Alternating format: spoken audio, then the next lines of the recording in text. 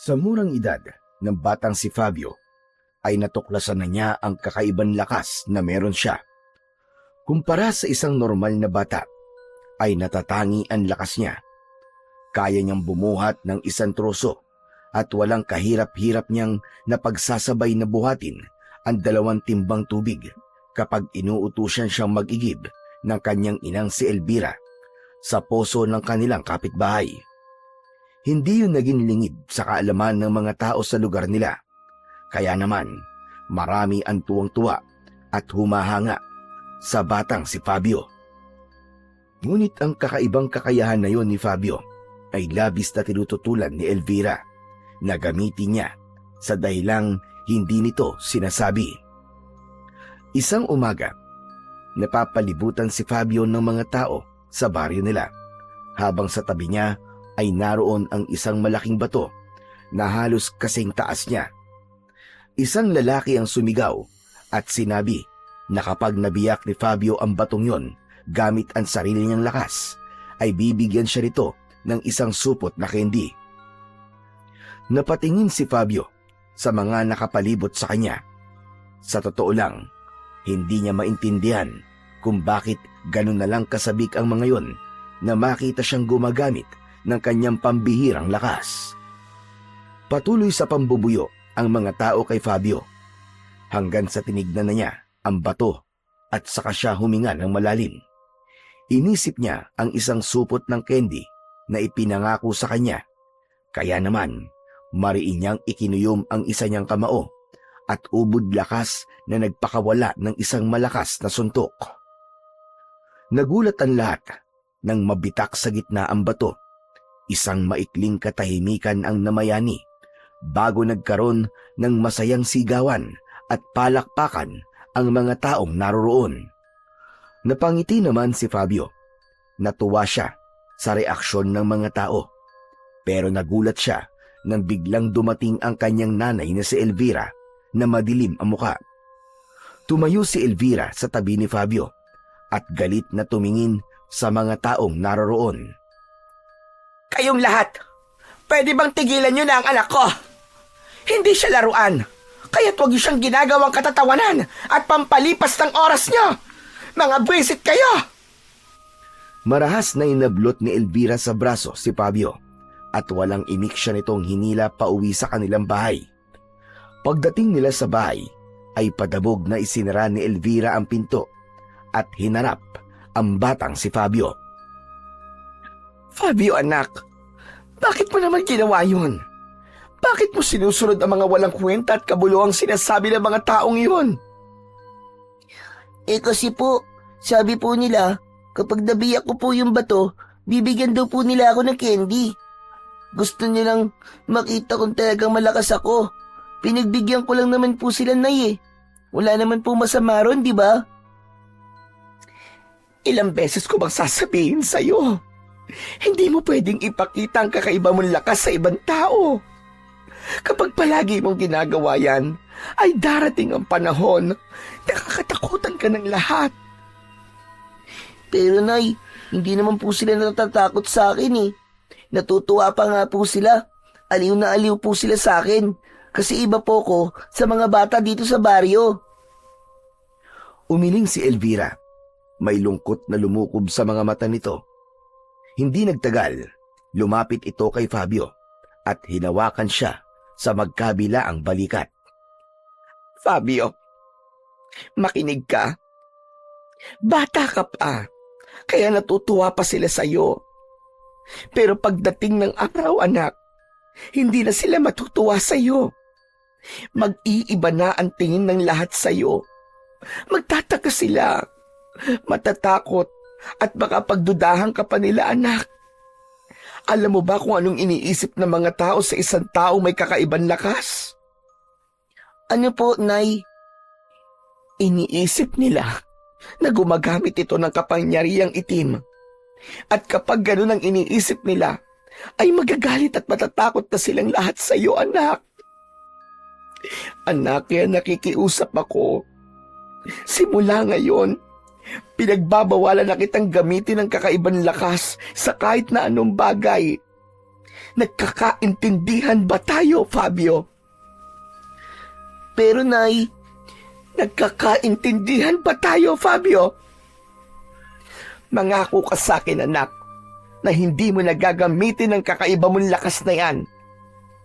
opo, nangangako po ko.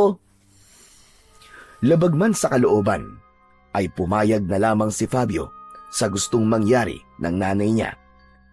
Nagtataka siya kung bakit gano'n na lang kalaki ang takot ng kanyang ina.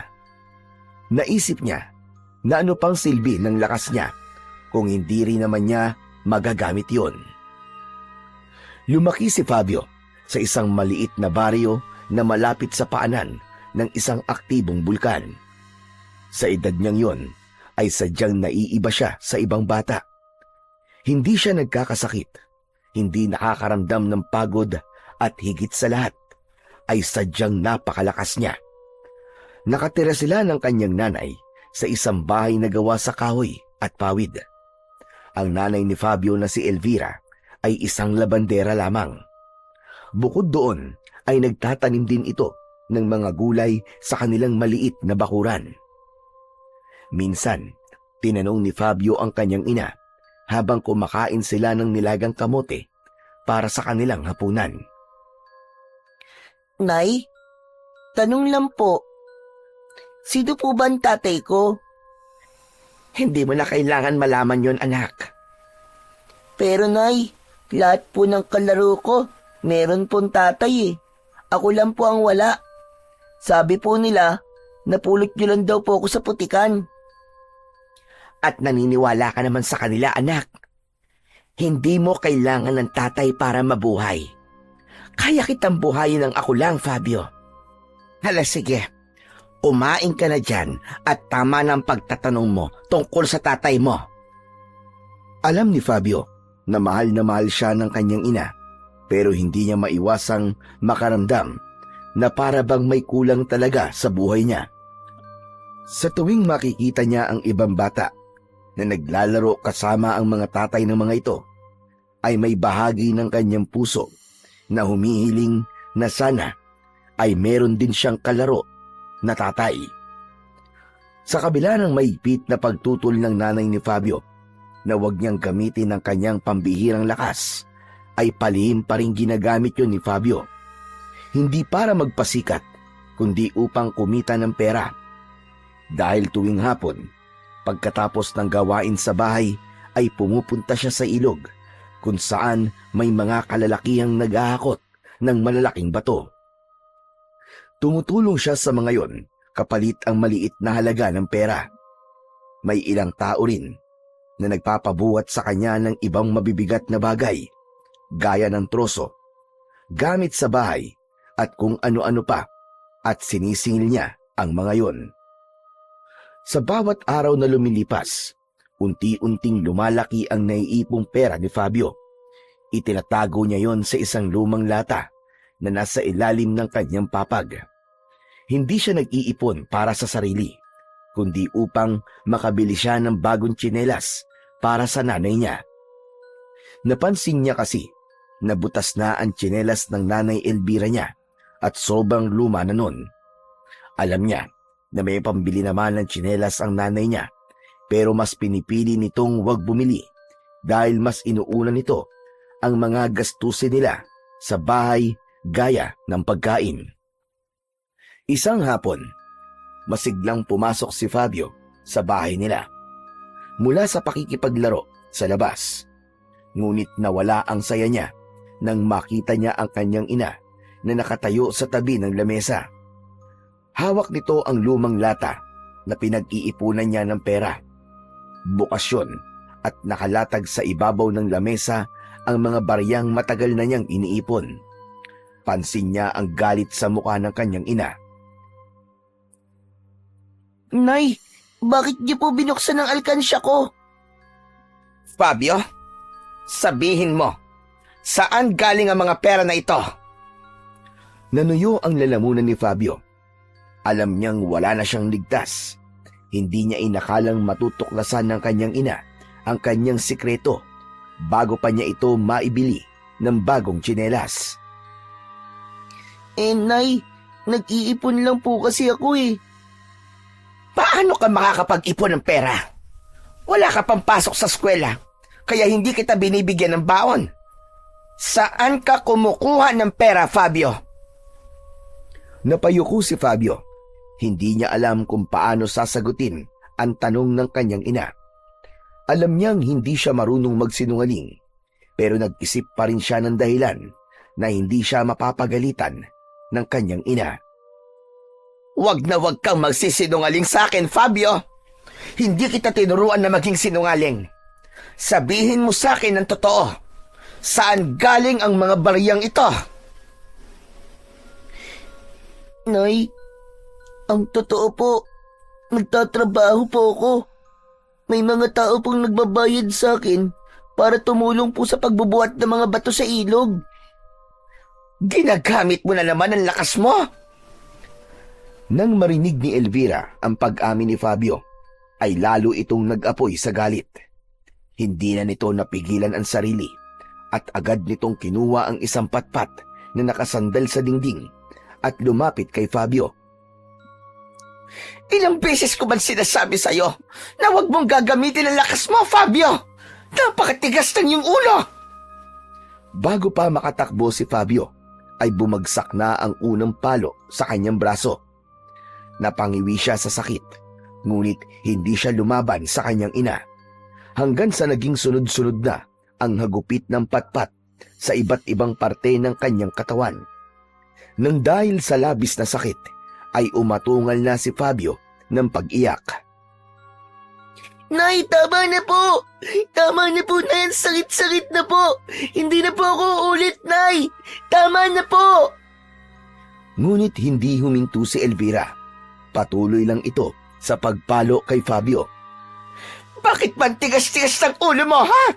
Hindi mo ba naiintindihan ang sinasabi ko sa'yo? Ilang ulit kong sasabihin na huwag mong gagamitin ang lakas mo! Nay, para naman po sa inyo ang pera niyan eh. Gusto ko po kayong bilan ng tsinelas. Kasi sira na po ang tsinelas nyo. Sa sandaling yon, ay biglang natigilan si Elvira sa pagpalo kay Fabio. Nabitiwan ito ang patpat at para bang nawalan ito ng lakas. Nanghihina itong napaupo sa sahig hanggang sa tuluyang bumagsak na ang mga luha nito. Nay, alam ko po kasi na hindi niyo po bibilan ang sarili niyo ng tsinelas. Kahit sira na po, ginagamit niyo pa rin po. Kaya ako na lang po nag-iipon para mabili ko po kayo. Fabio, anak, hindi mo kailangan gawin ito eh. Ayokong gamitin mo ang kakaiba mong lakas dahil gusto kitang protektahan. Sana'y naiintindihan mo ko, anak. Patuloy pa rin sa pag-iyak si Fabio. Hindi pa rin niya lubos na nauunawaan kung bakit gano'n na lamang ang takot ng kanyang ina sa paggamit niya ng kakaiba niyang lakas. Simula nang mangyari yun, ay hindi na muling ginamit pa ni Fabio ang kanyang kakaibang lakas. Kahit pa may mga pagkakataong gusto niyang ipakita yon, ay mas pinili niyang pigilan ang sarili. Ayaw niyang masaktan ulit at ayaw niya nang magalit ulit ang nanay niya sa kanya. Lumipas ang mga taon. Mula sa isang batang masigla at mahilig makipaglaro, ay naging isang responsableng binata na si Fabio. 12 taon ang lumipas at wala na siyang ibang inaatupag kundi ang pagtulong sa kanyang ina. Maagang bumangon si Fabio upang tumulong sa pagtatanim ng gulay sa kanilang maliit na lupain sa likod ng bahay. Siya ang nagbubungkal ng lupa, nagdidilig ng mga tanim at nag-aalaga sa mga hayop na nagbibigay sa kanila ng kabuhayan. Ang kanyang ina naman ang nag-aayos ng aning gulay. Inilalagay nito ang mga gulay sa bilao at inihahanda para ipagbenta. Sa umaga ay naglalakad si Fabio sa kanilang baryo na bitbit ang bilao ng sariwang gulay. Kilala na siya ng mga tao roon bilang isang masipag at mabait na binata na laging may ngiti sa labi habang nag-aalok ng mga paninda niyang gulay. Isang gabi, magkasalong kumakain ng hapunan sina Fabio at Elvira. Ginisang gulay at tuyo ang kanilang ulam. Karaniwang ganoon ang kanilang hapunan, pero para kay Fabio ay ayos na ang ganoon kaysa sa wala silang makain na mag-ina. Habang kumakain ay panay ang sulyap ni Fabio sa kanyang ina dahil may nais siyang sabihin dito, ngunit kulang siya sa lakas ng loob. Hindi nagtagal ay nagsalita na siya dahil alam niya na dadalhin niya yon hanggang sa kanyang pagtulog. Nay, may gusto po sana akong sabihin sa inyo eh. Matagal ko na po kasing iniisip to. Nay, ano po kasi, gusto ko po sanang mag-aral ng kolehiyo. Kahit 2 taong kurso lang po. Kahit po vocational. Basta may mapasukan po akong trabaho balang araw. Fabio anak, alam mo namang wala pa tayong pera para sa ganyan. Ang kinikita natin sa gulay ay sakto lamang sa pang-araw-araw natin. Paano natin pagkakasyahin yon kung mag-aaral ka pa sa kolehiyo?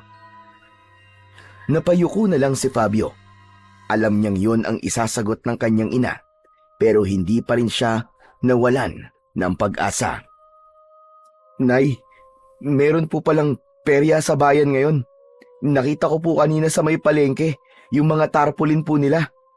May mga nagpapalabas daw puro na mga taong may kakaibang kakayahan. Mga malalakas, malalambot ang buto, o kaya yung mga parang hindi normal ang katawan. Naalala ko lang po, Nay. Ano po kaya kung subukan ko pong magtrabaho ron? Hindi po ba nung bata po ko ay meron po akong kakaibang lakas? Baka magamit ko po yun, Nay, para kumita po ng pera at makapag-ipon para po sa pag-aaral ko. Fabio, hindi mo kailangan gawin yan. Ano sa tingin mo mangyayari kung ipapakita mo ulit sa mga tao ang kakaiba mong lakas? Papalakpakan ka?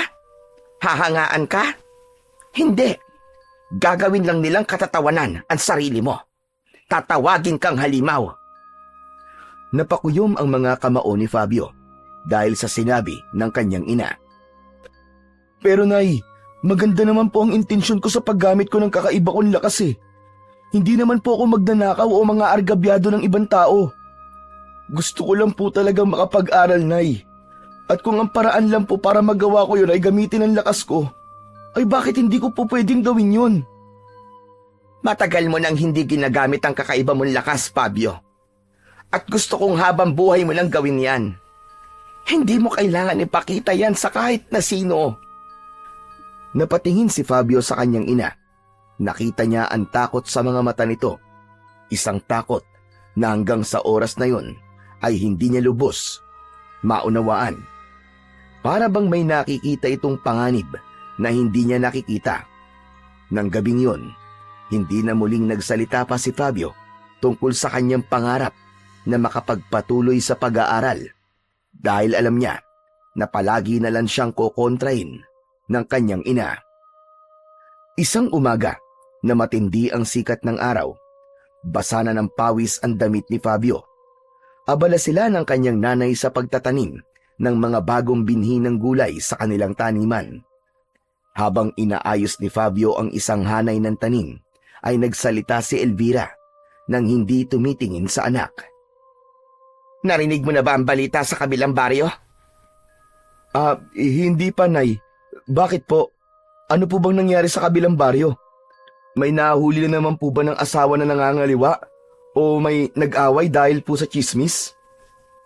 Wala sa mga sinabi mo. May mga umaataking aswang daw doon, anak.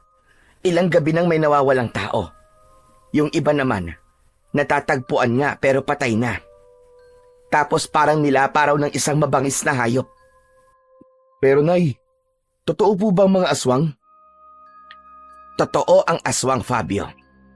Hindi lang aswang, pati ang mga engkanto, lamang lupa at kung ano-anong nilalang na mahirap paniwalaan. Napatingin si Fabio sa kanyang ina. Hindi niya alam kung bakit pero parang may ibang bigat ang boses nito. Nay, bakit po parang siguradong sigurado po kayong totoo sila? Nakakita na po ba kayo ng mga ganong nilalang? Hindi lang mga ganong nilalang ang nakita ko, anak. Ano pa po ang nakita nyo, Nay? Huwag ka na magtanong. Basta totoo sila. Sinabi ko lang yun sa'yo para mag-ingat ka, anak. Dahil hindi malabong mapunta rin dito ang mga aswang na yon. Huwag ka na magpapagabi sa labas, ha? Ang hilig mo pa namang tumambay sa may paanan ng bulkan. Hindi na muling nagtanong pa si Fabio, pero sa loob-loob niya ay may bumangong kuryosidad.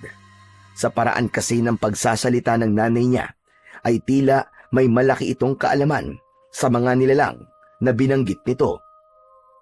Nagpatuloy na lamang si Fabio sa pagtatanim, ngunit isang bagay ang biglang pumasok sa utak niya. Natigilan siya at napatingin sa kanyang ina. Napawisan na rin habang patuloy na nagtatanim ng binhi.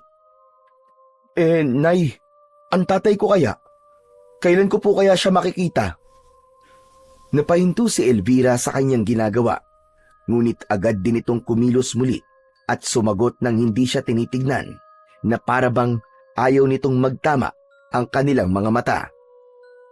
Huwag ka nang umasa, Fabio. 21 taon kang nabuhay nang wala siyang pakialam sa'yo. Ayos ka naman, hindi ba? Lumaki ka naman at tumihinga ka pa rin hanggang ngayon. Nay, hindi naman po ibig sabihin na dahil lumaki akong wala siya, ay dapat habang buhay ko na po siyang hindi makilala. Hindi ko naman po kayo iiwan kung sakaling makilala ko po siya. Kung yun po ang inaalala nyo. Nay, gusto ko lang po talaga siyang makita. Bakit ba kasi bigla mong naisip yan, ha? Ano bang mapapala mo kung makikilala mo siya? May maitutulong ba siya sa pagpapalaki ko sa'yo? Ni anino niya, hindi mo nakita. May karapatan naman po siguro ako malaman kung sino siya o nasan siya, Nay. Kaya Nay, pakiusap naman po. Sabihin niyo po sa akin kung paano ko po siya makikita. Sabihin niyo po sa akin ang totoo, Nay. Kung gusto mo ng totoo, Fabio, sige. Eto ang katotohanan. Patay na ang tatay mo. Kaya tumigil ka na sa pangarap mong makikita mo pa siya. Napalunok si Fabio. Hindi niya alam kung ano ang kanyang mararamdaman. Maya-maya ay umiling siya habang nangingilid ang luha. Hindi po ako naniniwala. Kung patay na siya, saan po siya nakalibing? Hindi siya rito nakalibing. Nang mamatay ang tatay mo, ay kinuha ng pamilya niya ang katawan niya. At doon siya inilibing sa probinsya nila na malayo rito. Kaya ang gusto ko, simula ngayon anak, ay tumigil ka na sa ilusyon mong magkita pa kayo ng walang kwenta mong ama. Magsasalita pa sana si Fabio, pero biglang tumayo si Elvira at malalaki ang mga hakbang na naglakad ito palayo. Iniwan ito si Fabio na mag-isa sa gitna ng kanilang taniman. Sa kabila ng sinabi ng kanyang ina, tila ayaw tanggapin ng puso ni Fabio na patay na ang kanyang ama. Tila may parte ng utak niya na nagsasabi na sinabi lang yon ni Elvira para huminto na siya sa pagtatanong. Isang umaga, maagang nagising si Fabio. Agad niyang inayos ang mga gulay na ilalako niya para sa araw na yon. Matapos mag-almusal, ay sinimulan na niya ang paglalako ng mga gulay. Isang umpukan ng mga tao ang nakita niya. Lumapit siya roon upang alokin ng gulay ang mga tao. Pero napahinto siya nang marinig ang pinag-uusapan ng mga taong naroroon. Ayon sa isang babae, ay pinasok daw ng mga aswang ang bahay ni Mang Lando kagabi. Tanging si Manlando lang daw ang nakaligtas at napatay ng mga aswang ang asawa at 2 nitong anak na parehas lalaki. Napalunok si Fabio at naramdaman niya ang panlalamig ng buo niyang katawan. Kahapon lang ay nakita pa niyang naglalakad ang asawa ni Mang Lando na si Aling Marta kasama ang 2 anak nito doon sa may simbahan. Hindi na nagpatumpik-tumpik pa si Fabio at agad siyang umuwi. Pagdating niya sa kanilang bahay, ay nadatnan niyang abala ang kanyang ina sa pagsisiga ng tuyong daon at sanga sa harapan ng kanilang bakuran. Oh, Fabio anak, ano't bumalik ka kagad nang hindi ka yata nakakabenta? May nakalimutan ka ba? Nay, totoo nga pong sinabi nyo na darating po ang araw na mapupunta po dito sa baryo natin ang mga aswang. Anong ibig mong sabihin, anak? Nay, narinig ko po dun po sa kwentuhan ng mga tao na pinasok daw po ng mga aswang ang bahay ni Mang Lando. Tapos, si Mang Lando lang daw po ang nabuhay. Diyos ko, mabagin langit. Nakakakilabot naman yan, anak. Kaya nga't simulat sa pool, sinasabi ko na sa iyo, Fabio, wag na wag kang lalabas tuwing gabi. Wag kang tatambay sa kung saan-saan. Dahil hindi natin alam kung sino ang susunod nilang magiging biktima. Napatingin si Fabio sa paligid. Sa kauna-unahang pagkakataon ay nakaramdam siya ng takot sa baryo kung saan siya isinilang at lumaki. Pakiramdam niya tuloy, simula sa araw na yon, ay hindi na magiging normal ang kanilang mga gabi. Natakot siya na baka sa mga susunod na gabi ay bahay naman nila ang pasukin ng mga aswang na kumitil sa buhay ng pamilya ni Mang Lando. Mula nang umatake ang mga aswang sa pamilya ni Mang Lando, ay nagsimula na ang lagim sa baryo ni na Fabio. Halos gabi-gabi ay may mga bahay na bigla na lang pinapasok ng mga aswang. Sa umaga naman ay may bangkay na nakikita na gutay-gutay ang katawan at halos wala ng dugo. Dahil sa matinding takot, nagdesisyon ang mga taga-baryo na gumawa ng iba't ibang paraan upang protektahan ang kani-kanilang mga sarili. Isa sa mga pinakakaraniwang paniniwala ay ang asin na pinaniniwala ang kinatatakutan ng mga aswang. Kaya bago dumilim ay makikita ang bawat pamilya na naghahagis ng asin sa paligid ng kani-kanilang mga bahay. At maging sa bintana at pintuan ay naglalagay ang mga ito. Nagsimula yung isang malawakang ritual na isinasagawa tuwing palubog na ang araw.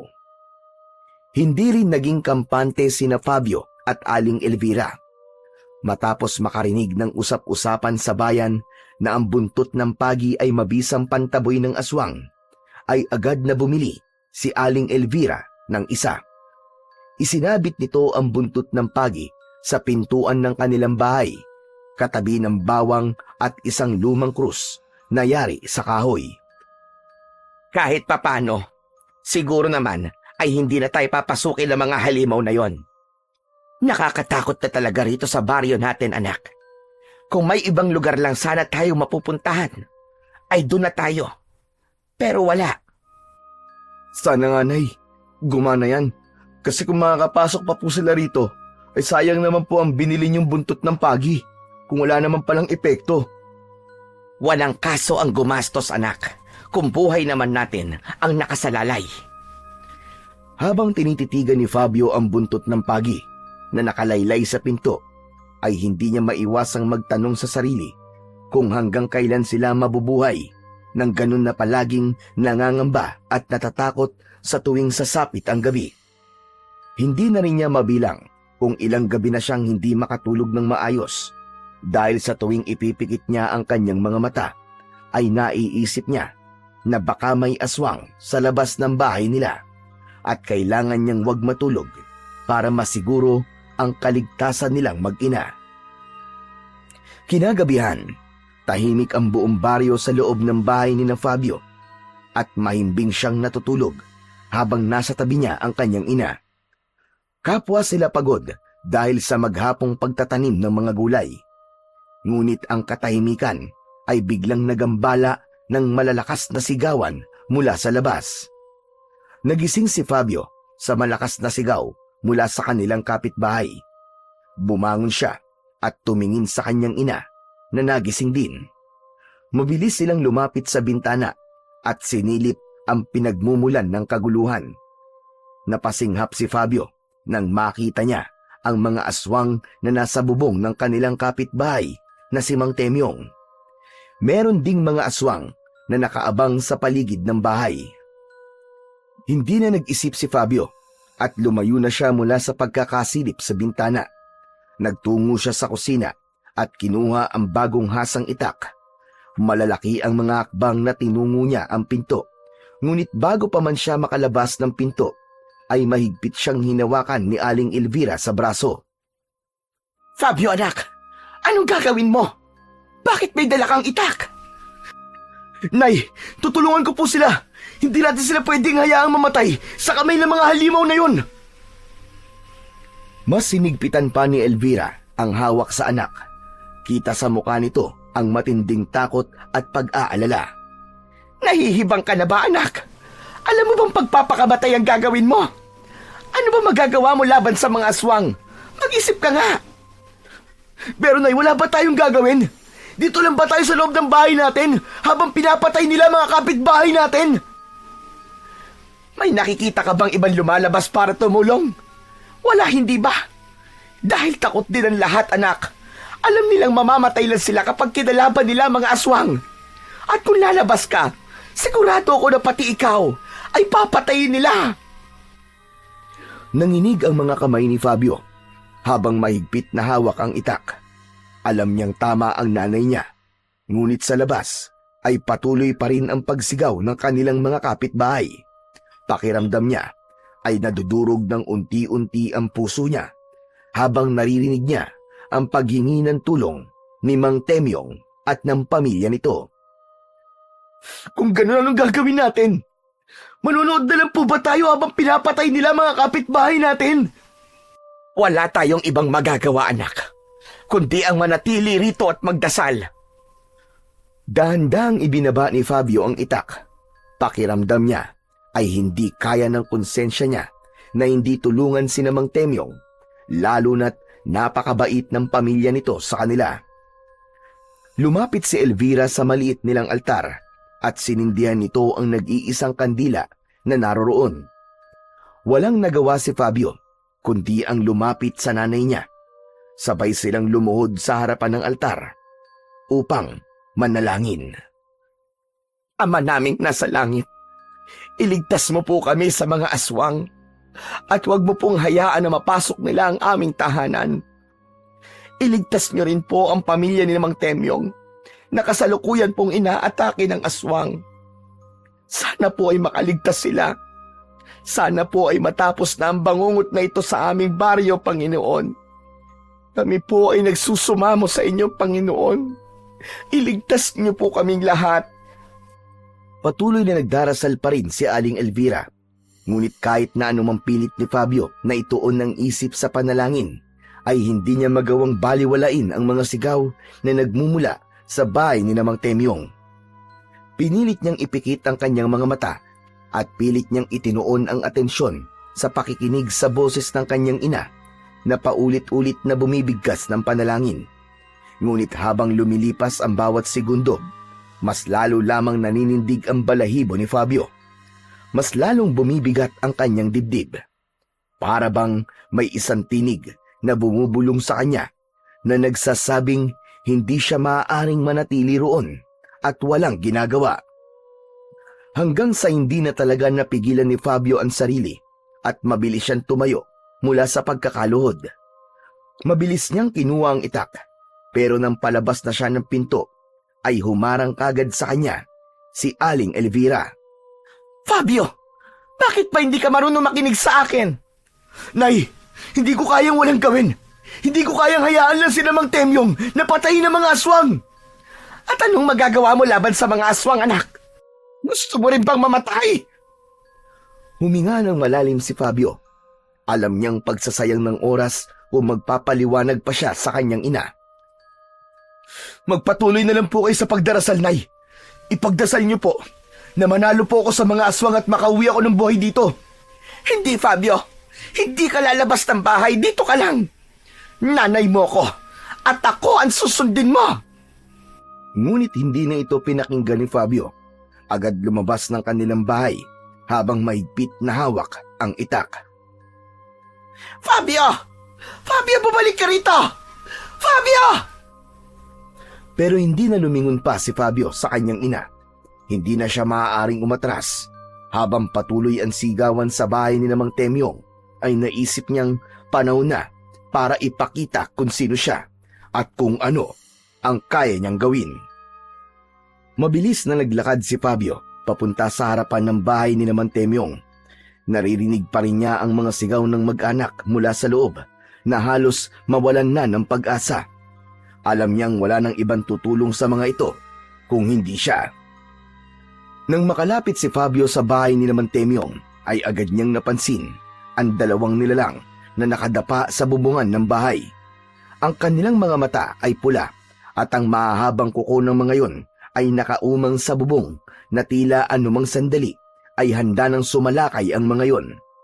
Sa magkabila ang gilid naman ng bahay ay may dalawa pang aswang na nag-aabang. "Hoy! Mga pangit na aswang! Ako ang harapin nyo! Bumaba kayo dyan!" Napalingon ng 4 na aswang kay Fabio. Napangisi ang isa at lumabas ang dila nito na parang ahas. At sa isang iglap ay magkakasabay na sumalakay ang 4 na aswang kay Fabio. Mabilis na umatras si Fabio. Ang dalawang aswang mula sa bubong ay sumugod mula sa itaas, habang ang dalawa naman ay parang mga aso na naglalakad papunta sa kanya gamit ang mga paa at kamay ng mga ito.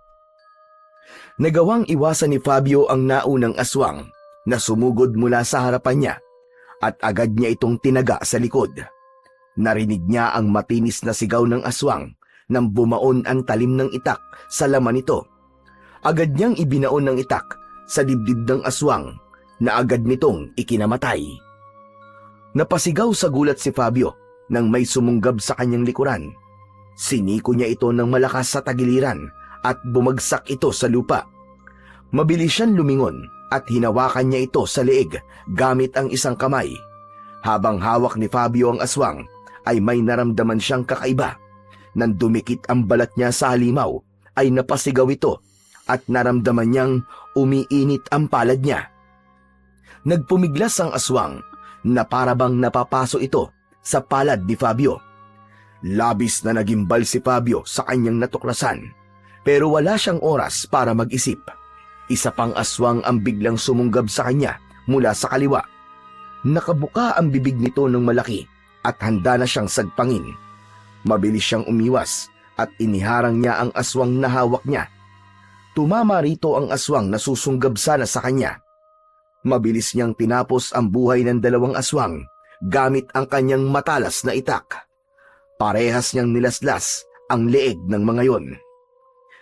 May pagtatakang tinignan ni Fabio ang mga palad niya. Ramdam niya pa rin ang init na nagmumula roon. Kaya nang umatake ang natitirang aswang, ay hinawakan niya ang muka nito at nangisay ito habang sumisigaw. Sinamantala niya ang pagkakataon na yon at paulit-ulit niyang sinaksak sa tiyan ang aswang hanggang sa binawian na yon ng buhay. "Ha!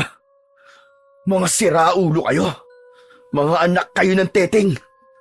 Wala pala kayong binatbat sa akin eh! Ang hihina niyo pala eh! Partida pa yan ha! 4 kayo! Mag-isa lang ako!" Hingal na hingal si Fabio. Ang paligid ay nabalot ng dugo mula sa mga aswang, hanggang sa naramdaman niya ang mga matang nakatingin sa kanya. Nang lumingon siya, ay nakita niya ang mga tao na nakasilip sa bintana ng kani-kanilang mga bahay. Meron ding mga nakadungaw sa mga pintuan. Tila hindi makapaniwala ang mga yon sa ginawa ni Fabio. Napayuko si Fabio at mabilis siyang naglakad pabalik sa bahay nila. Puno ng dugo ang katawan at damit niya mula sa mga aswang. Ngunit sa kabila ng matinding laban, ni isang galos ay wala siyang nakuha. Pagkapasok ni Fabio sa bahay nila, ay bumungad kagad sa kanya ang malamig at matalim na tingin ng kanyang ina na si Aling Elvira. Hindi ito kumikibo, ngunit ramdam niya ang bigat ng tingin nito sa kanya. Sana masaya ka sa ginawa mo, Fabio. "Ano ba dapat kong maramdaman, Nay? Hindi ba dapat masaya po ako kasi nailigtas ko si Mang Temyong at napatay ko pa ang 4 na aswang?" Oo nga, napatay mo nga sila. Pero ginamit mo naman ang kakaiba mong lakas. Hindi ba? Bata ka pa lang ay pinagbawalan na kitang gamitin yan sa kahit na anong paraan. Napakatigas talaga ng ulo mo. At ano naman po masama ron, Nay? Hindi ba dapat nating ipagpasalamat na kaya kong lumaban sa mga halimaw na yun? Alam mo bang nakita ka ng maraming tao, anak? Alam mo bang nagtataka na naman sila kung bakit napakalakas mo, Fabio? Bakit ba ang iniisip niyo, Nay, ay ang sasabihin ng ibang tao? Hindi ba dapat masaya kayo na may nailigtas akong buhay? Napatingin sa kanya si Aling Elvira. Ngunit hindi ito sumagot. Pero oo nga, Nay. Gusto kong malaman. Bakit nga ba ako malakas? Alam kong alam niyo po ang sagot sa tanong kong ito. Bata pa lang po ako ay ganito na ako. Hindi niyo man lang sinubukang ipaliwanag sa akin kung bakit ako kakaiba. Ngayon, Nay, panahon na po siguro. Sabihin niyo po sa akin, bakit nga ba, Nay? Bakit ako malakas? Nanatiling tahimik si Aling Elvira. Halata sa mukha nito na may gusto itong sabihin. Ngunit sa huli ay napabuntong hininga na lamang ito at tumalikod. Tinawag ito ni Fabio pero hindi siya nito nilingon at diretso itong pumasok sa kanilang kwarto sabay sarado ng pinto. Napakuyom ng kamao si Fabio. Alam niyang may hindi sinasabi sa kanya ang nanay niya. Ramdam niyang alam nito kung bakit bata pa lang siya ay taglay na niya ang kakaibang lakas na yon. Kinaumagahan sa almusal ay walang imikan sina Fabio at Aling Elvira. Palihim na sinusulyapan ni Fabio ang kanyang ina at nakita niyang nakayuko ito at tila walang balak na makipag-usap. Napabuntong hininga siya. Alam niyang hindi pa rin ito nagustuhan ang ginawa niyang pakikipaglaban sa mga aswang. Nabasag ang katahimikan sa katok sa kanilang pinto. Tumayo si Fabio at binuksan niya ito. Bumungad sa kanya si Mang Temyong na may dalang dalawang plastik na may laman na mga isda at karne ng baboy. Fabio, tanggapin mo sana ito. Alam kong hindi sapat ang mga ito para tumbasan ang ginawa mong pagliligtas sa amin. Pero ito lang kasi ang kaya naming ibigay sa iyo, kapalit ng ginawa mo para sa akin at sa aking pamilya. Aba, Mang Temyong, hindi niyo na po kailangan gawin to.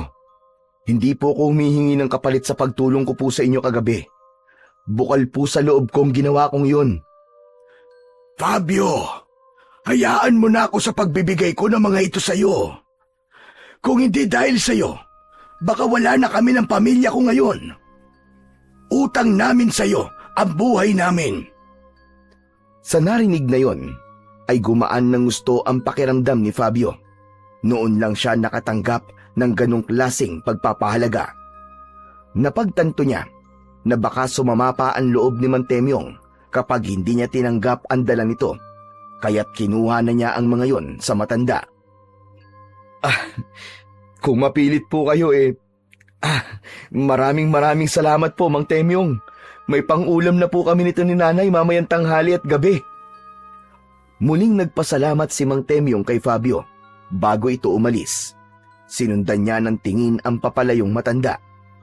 Kusang sumilay ang matamis na ngiti sa kanyang labi.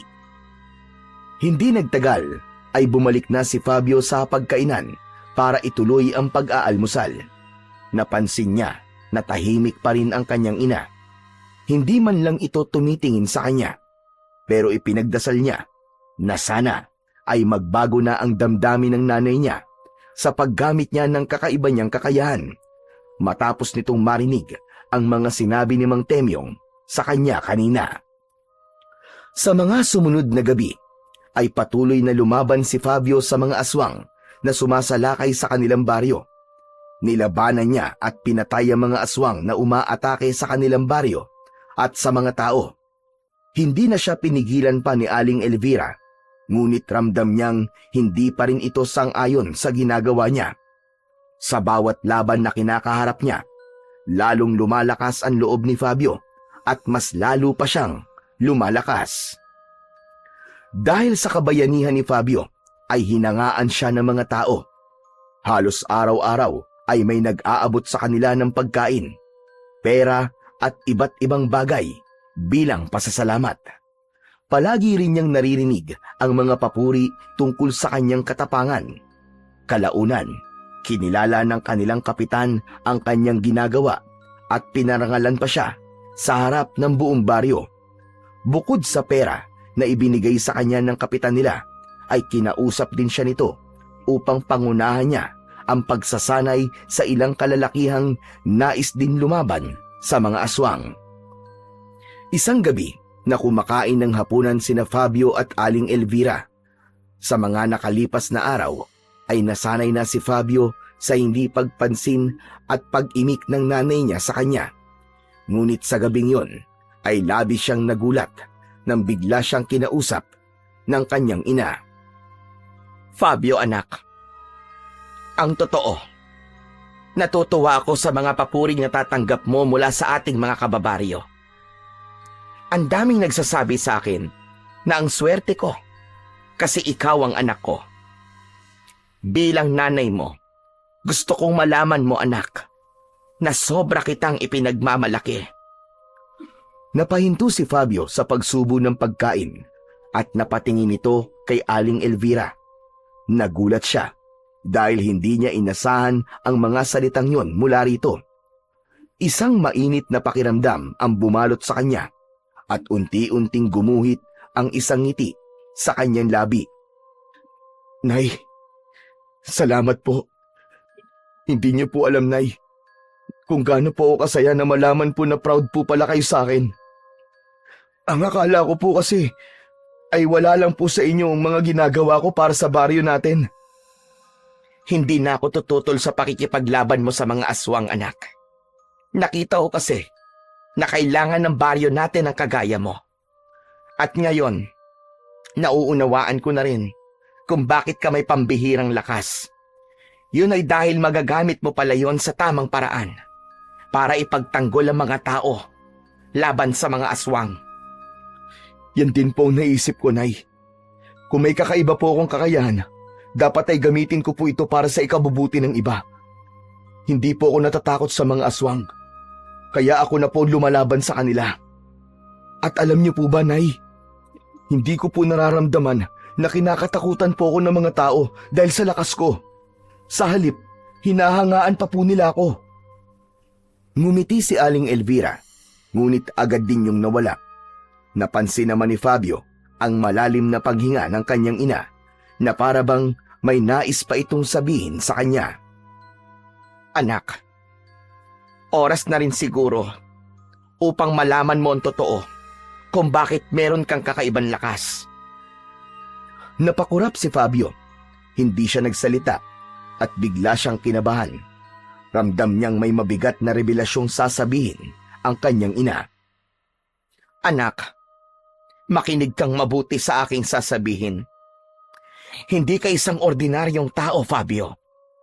Ikaw ay anak ng isang bathala na si Adlaw. Siya ay isang bathala na nakatira sa bulkan dito sa ating lugar. Ano, Nay? Anak po ko ng isang bathala? Nay, ano po bang sinasabi niyo? Noon, anak, ay may nakilala akong isang binata. Pinaibig niya ako at minahal ko rin siya ng buong puso ko, anak. Ngunit nang mabuntis niya ako, ay sa kanya sinabi sa akin kung sino talaga siya. Ipinakita niya sa akin ang totoo niyang anyo. Sinabi niyang nais lamang niyang magkaroon ng anak sa isang tao.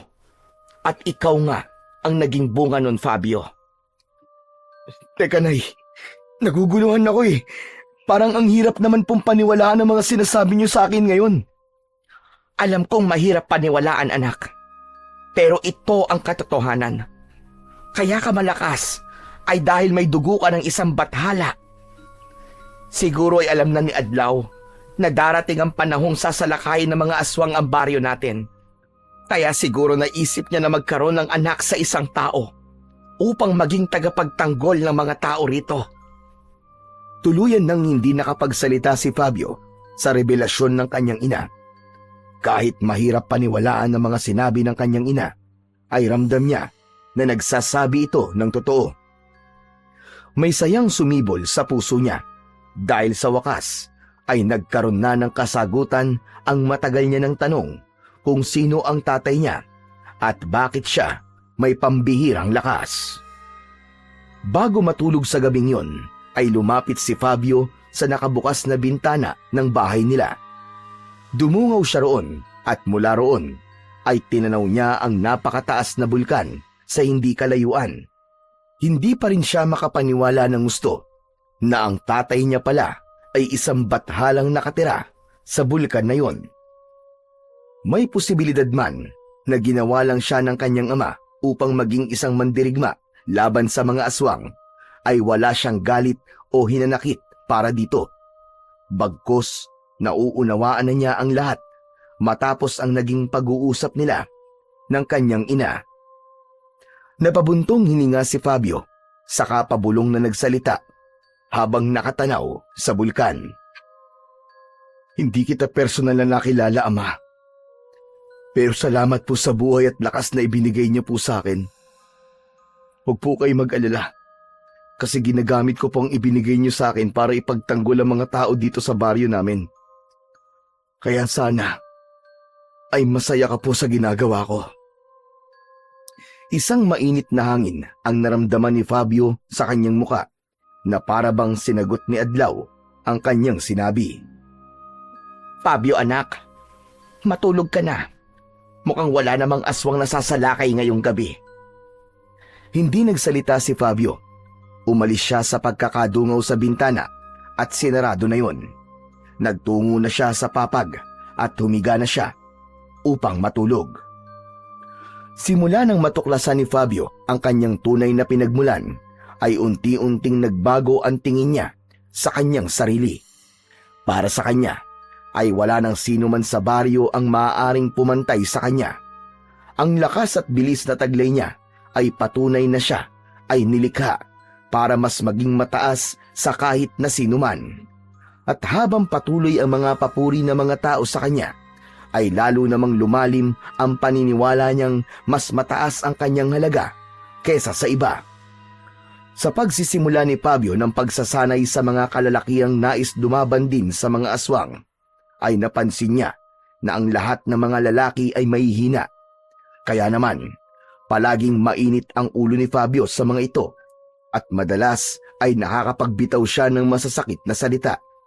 Minsan ay tinatawanan pa niya ang mga ito dahil kahit na anong gawin ng mga ito ay hindi kayang pantayan ng mga ito ang kanyang lakas. Isang tanghali, sa malawak na bakanting lote sa likod ng barangay hall, ay isinasagawa ni Fabio ang matinding pagsasanay sa mga kalalakian sa pakikipaglaban sa mga aswang. Sa ilalim ng tirik na araw, ay pawisan at hingal na ang mga lalaking nasa likuran lang ni Fabio. Lahat ay may hawak na itak at ginagaya ang bawat kilos at galaw na itinuturo ni Fabio. Habang lumilipas ang oras, ay mas lalong tumitindi ang pagod ng karamihan. Nang nilingon ni Fabio ang mga nagsasanay, ay napakunot ang noo niya nang mapansin niya si Mang Temyong na habol ng paghinga at parang mawawalan na ng ulirat. Nanginginig ang mga kamay ng matanda at tila anumang sandali ay bibigay na ang tuhod. Napailing si Fabio. Pinatigil niya ang pagsasanay at lumapit sa matanda. Mang Temyong, mukhang pagod ka na. Bakit ka pa nandito? Hindi niyo na po yata kaya ang ganitong klaseng pagsasanay. Ang mabuti pa po ay umuwi na lang po kayo sa bahay niyo at magtanim na lang ng kamote. Pasensya ka na, Fabio. Iba na talaga kapag tumatanda na. Pero gusto ko lang matutong lumaban. Isa pa, simula nang iligtas mo ang pamilya ko, ay napagtanto ko na hindi dapat hintayin na may sumaklolo sa amin. Gusto kong may magawa rin ako. Napailing si Fabio at pinasadahan ang tingin ng matanda mula ulo hanggang paa. Hindi niya maiwasang mapangisi. Mang Temyong, ikaw na rin ang nagsabi na mahina na ang katawan mo. Hindi niyo na kaya to. Kung mas nahihirapan ang mga mas bata sa inyo, ikaw pa kaya? Kaya kung ako po sa inyo, Uuwi na lang ako at baka bigla ka pang himatayin dito. Magiging abala ka pa sa pagsasanay kapag nangyari yun. Napayuko si Mang Temyong, ngunit hindi ito sumagot. Halata sa mukha nito na labis itong napahiya sa mga sinabi ni Fabio.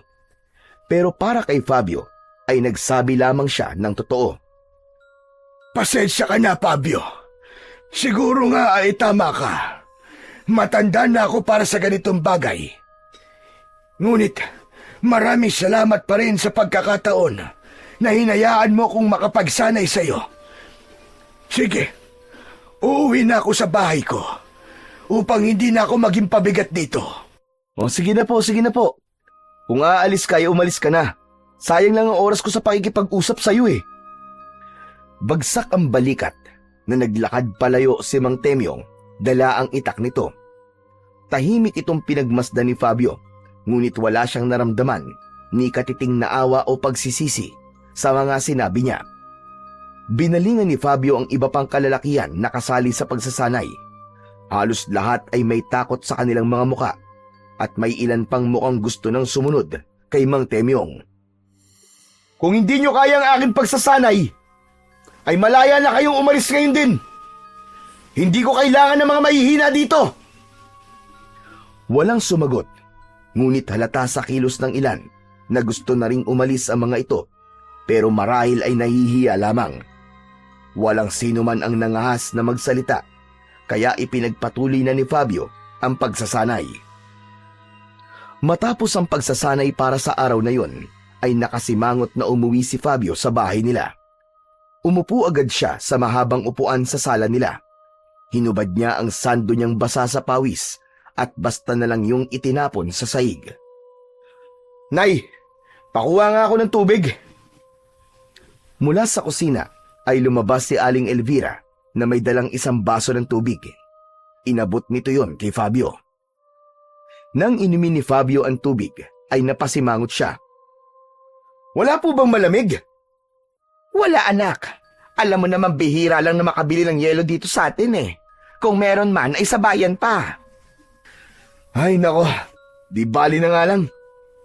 Nakapagluto na ba kayo ng pagkain? Gutom na ako eh. Nagluluto pa lang ako eh. Medyo matagal kasi palambutin yung karne ng baboy na nabili ko. Hindi po ba sabi ko sa inyo ay dapat nakapagluto na kayo sa tuwing uuwi ako galing sa pagsasanay? Alam niyo naman na maghapon ako nagsasanay kasama ang mga lalaking yun eh. Siyempre gutom na gutom ako pag uwi ko rito, Nay. Anak, bakit ba ang init ng ulo mo? Pati ako ay nasisigawan mo na. Natigilan si Fabio. Hindi niya napansin na napataas na pala ang kanyang boses. Pasensya na, Nay. Nainis lang talaga ako eh. Ang hihina kasi ng mga lalaking yun. Hindi nila nakukuha ang mga tinuturo ko sa kanila. Paulit-ulit ko nang ipinapakita pero ang bagal nilang matuto. Fabio anak, hindi mo dapat inaasahang kasing lakas mo sila. Hindi mo dapat inaasahang matututunan nila kagad ang lahat. Hindi sila katulad mo anak. Ikaw ay may dugong bathala. Sila ay mga simpleng tao lamang na ang hangad lang ay ipagtanggol ang kanilang mga pamilya at ang baryo natin. Hindi mo dapat ikinukumpara ang kakayahan mo sa kakayahan nila. Tama ka dyan, Nay. Kahit anong gawin nila, ay hindi nila mapapantayan ang lakas ko. Sa huli, ako lang ang tunay na makakalaban sa mga aswang na umaatake dito sa baryo natin. Ako lang ang may kakayahang ipagtanggol ang baryong ito sa mga aswang na yun. Nag-aalalang tinignan ni Elvira si Fabio, pero hindi na ito nagsalita pa. Habang lumilipas ang mga araw, ay mas lalo pang yumabang at lumaki ang ulo ni Fabio. Sa bawat pagsasanay na isinasagawa niya, ay palagi niyang minamaliit ang mga kalalaking nag-iensayo sa pakikipaglaban sa mga aswang. Sa kanyang paningin, wala ni isa sa mga yon ang may potensyal na maging tunay na mandirigma na gaya niya. Sa gitna ng pagsasanay, ay nakita ni Fabio sa mukha ng mga lalaki ang pagod. Hinihingal ang karamihan at may ilan na halos hindi na makatayo sa sobrang panghihina. Ano ba yan? Naturingan kayong mga lalaki pero ang hihina ninyo. Sigurado ako na kahit isang aswang ay hindi niyo mapapatay. Sinasayang niyo lang ang oras ko. Sige na, magsiuwi na kayo at pinapainit niyo lang ang ulo ko. Isa-isa nang umalis ang mga kalalakihan sa harapan ni Fabio. Paalis na rin sana siya nang natanaw niya si Kapitan Manuel na papalapit. Sinalubong niya ito at huminto siya sa harapan nito. Kapitan, siguro naman ay nakikita niyo kung paano ko sinasanay ang mga kalalakihan dito sa baryo natin. Ginagawa ko ang lahat para matuto silang lumaban. Pero ewan ko ba kung bakit ang hihina pa rin nila. Bagyang natawa si Kapitan Manuel at tumango. Oo. Nakikita ko naman yun, Fabio. At nagpapasalamat ako sa'yo dahil malaki ang naitutulong mo sa baryo natin. Hindi biro ang ginagawa ko, Kap. Hindi lang ako basta nakikipaglaban sa mga aswang. Nagsasanay pa ako ng mga tao. Wala na akong oras para sa sarili ko.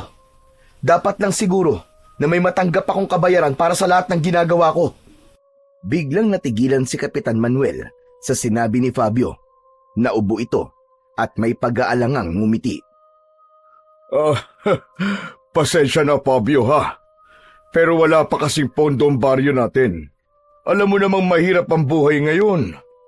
Pero nangangako ko sa'yo, Fabio, kapag nagkaroon tayo ng sapat na pera, ay bibigyan kita ng nararapat na gantimpala. Sana lang po totoo yung sinasabi mo, Kap. Kasi baka tama rin ako kapag wala na ako napapala sa lahat ng ginagawa ko. Pagkasabi niya nun, ay iniwan na niya si Kapitan Manuel. Para kay Fabio, ay walang mali sa mga sinabi niya. Naniniwala siya na dapat ay hindi puro siya lang ang nagbibigay at dapat ay kumakabig din siya.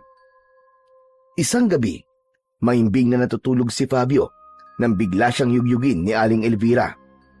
Umungol siya at tumalikod. Bumaloktot siya habang balot ng kumot ang kanyang katawan. Istorbo ka naman, Nay, eh. Ang sarap-sarap ng tulog ko eh. Fabio, bumangon ka! May aswang na sumasalakay sa baryo!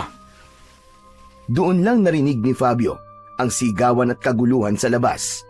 May umiiyak at may sumisigaw ng tulong. Ngunit sa halip na magmadaling bumangon, ay lalo pa niyang ipinikit ang kanyang mga mata. Ano ba yan? Gusto ko pang matulog, Nay, eh. Hayaan niyo na po sila. Kaya na nila yun. Fabio, ano ba yung sinasabi mo? May mga taong nagaganib na sa labas. Bumangon ka na dyan. At baka bukas ay puro patay na sumalubong sa atin. Muling niyugyug ni Aling Elvira si Fabio. Hindi na nakatiis si Fabio at bumangon na siya at diretsyong tumingin sa kanyang ina. Hindi po muna ako makikipaglaban sa mga aswang, Nay. At bakit naman? Kasi po, wala pang naibibigay na pera sa akin si Kapitan. Bakit ako lalaban kung wala naman ako napapala, di ba? Fabio, kailan ka pa natutong maningil sa pakikipaglaban mo sa mga aswang? Nay, hindi niyo naiintindihan eh. Lahat sila sa akin na lang umaasa. Ako na lang palagi. Ako ang humaharap sa panganib. Ako ang nagpapakamatay upang makipaglaban sa mga aswang. Ako ang nagsasanay sa mga kalalakihan. Pero wala man lang sila naibibigay na kapalit sa lahat ng ginagawa ko. Nung una meron, oo. Pero ngayon ay wala na. Hindi naman yata patas yun. Napailing si Elvira sa sinabi ng kanyang anak. Hindi ito makapaniwala sa sinabi ni Fabio. Hindi na kita kilala, Fabio. Ang anak kong tumutulong ng walang hinihinging kapalit ay nawala na. Nakakalungkot lang na nilamon ka na ng mga papuri na naririnig mo. Yumabang ka na. Napakataas na ng tingin mo sa iyong sarili. Hindi mo ba naisip na kung hindi ka naging anak ni Adlaw, ay kagaya ka lang namin na nakararamdam ng takot at panghihina? Nagtaka si Fabio nang biglang lumabas ng kwarto ang nanay niya. Nang bumalik ito, ay dala nito ang itak na ginagamit niya sa pakikipaglaban sa mga aswang. Kinuha nito ang isa niyang kamay at pilit na isiniksik doon ang itak. Wala nang nagawa si Fabio kundi hawakan ng itak. Sige na, lumabas ka na ron. Labanan mo na ang mga aswang. Napailing si Fabio. Para sa kanya ay hindi nauunawaan ng nanay niya ang punto niya. Pero kahit labag sa loob niya ay tumayo na siya at lumabas ng kanilang bahay. Nang makalabas na si Fabio sa bahay nila ay napipilitan niyang hinanap ang aswang na sumasalakay sa baryo nila ng gabing yun. Sumalubong sa kanya ang mga nagkakagulong mga tao at naghahanap ng lugar na mapagtataguan. Hindi nagtagal ay nakita na ni Fabio ang aswang. Sandali siyang natigilan dahil hindi yon gaya ng mga aswang na nauna niyang nakaharap dahil kakaiba ang itsura ng aswang na yon. Matangkad yon at halos doble ang taas sa isang pangkaraniwang tao. Ang payat nitong katawan ay parang butot balat lang, ngunit mahaba ang braso at binti nito.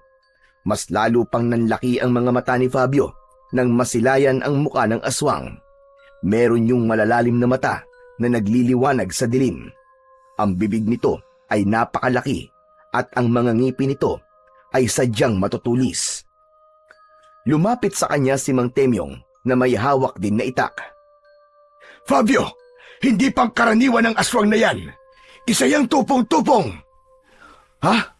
Anong tupong-tupong, Mang Temyong? Ang tupong-tupong ay may kakayahang pahabain ang katawan nito. Ang mga braso't binti niyan ay kayang umabot ng ilang metro. Pero ang pinaka nakakatakot sa kanya ay ang bunganga niya na kayang lumulon ng isang buong tao. Sa halip na matakot ay ngumisi lamang si Fabio sa sinabi ng matanda.